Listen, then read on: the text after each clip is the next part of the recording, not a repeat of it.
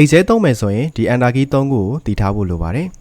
အားလုံးပဲမင်္ဂလာပါတော်ရီ1ကနေပြန်လဲကြိုဆိုပါရစေကျွန်တော်အခုဒီဗီဒီယိုမှာတော့ Excel ကိုအခုမှစပြီးသုံးတဲ့သူတွေအတွက်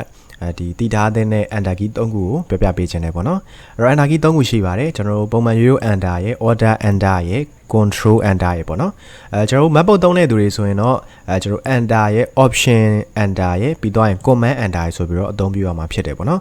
ကျွန်တော် Windows user တွေက order သုံးတယ်ကျွန်တော် map user တွေကကျတော့ order နေရာမှာ option သုံးတယ်ပေါ့နော်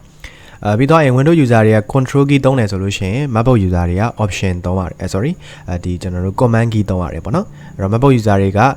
option enter command enter ပါ Windows user တွေက order enter control enter ပါ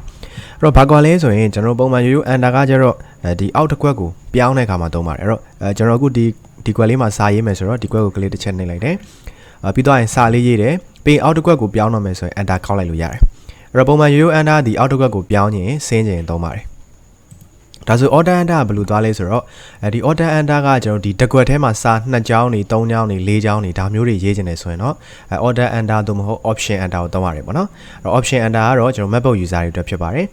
အဲ့တော့ဒါဆိုရင်ကျွန်တော်ဒီကွက်လေးမှာကျွန်တော်ပုံမှန်1လို့ရေးလိုက်မယ်ပြီးတော့ရင်အခုလိုကာစာပေါ်နေစင်မှာနှောက်တစ်ကြောင်းထပ်ရေးမယ်ဆိုလို့ရှိရင်ပေါ့ဒီတစ်ခွက်ထဲမှာနှောက်တစ်ကြောင်းထပ်ပြီးတော့ရေးမယ်ဆိုရင် order key ကိုဖိထားပြီးတော့ enter ခောက်ပေးပါဒါဆိုရင်ဒီတစ်ခွက်ထဲမှာတစ်ကြောင်းပြုတ်ကျသွားပြီဒါဆိုစနှောက်တစ်ကြောင်းထပ်ရေးလို့ရပါတယ်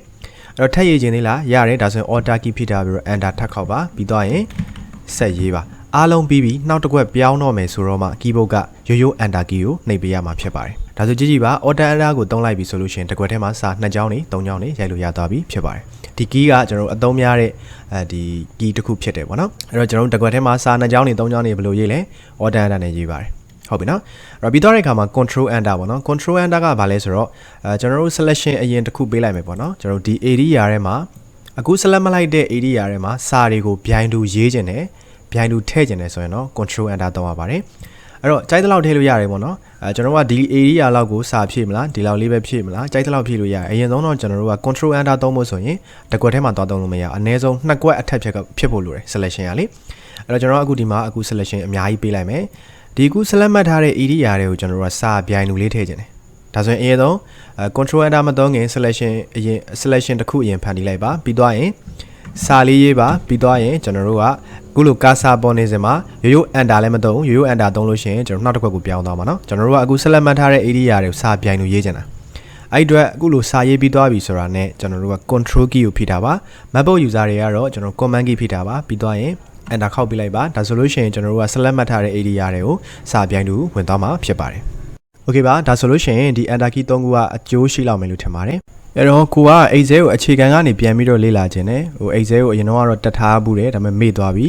ကျွန်တော်လုပ်ငန်းခွင်မှာလည်းပြန်အသုံးချရမှာဖြစ်တဲ့အတွက် Excel ကို basic ပိုင်းလေးပြန်ပြီးတော့လေ့လာခြင်းနဲ့ဆိုရင်တော့ကျွန်တော်တို့ရှိမှာ Excel for Office ဆိုတဲ့ online course လေးရှိတယ်ပေါ့နော်သင်တန်းကြီးကို3000ခွဲပဲကျွန်တော်သတ်မှတ်ထားပါတယ်ဒီ course လေးထဲမှာတော့ Excel ကိုစပြီးတော့ဖွင့်ပြီးတော့စာရိုက်တာကနေပြီးတော့မှ basic formula အကြောင်းတွေပြီးသွားတဲ့အခါမှာ filtering လုပ်တဲ့အပိုင်းတွေပြီးသွားရင် chat ဆွဲတဲ့အပိုင်းတွေ header folder တွေ page number တွေเนาะ link ချိတ်တာတွေဒါတွေအကုန်လုံးကိုကျွန်တော်တို့အသေးစိတ်သင်ပေးထားတယ်ပေါ့နော်basic course ဆိုပေမဲ့လုပ်ငန်းခွင်မှာအသုံးချလို့ရအောင်ကျွန်တော်တို့ကအသေးစိတ်သင်ကြားပေးထားတာဖြစ်တဲ့အတွက်တန်းတန်းလေးကိုစိတ်ဝင်စားတယ်ဆိုလို့ရှင်တော့ကျွန်တော်တို့ရဲ့ Facebook page Messenger မှာလာပြီးတော့ဆက်သွယ်စုံစမ်းနိုင်ပါတယ်ခင်ဗျ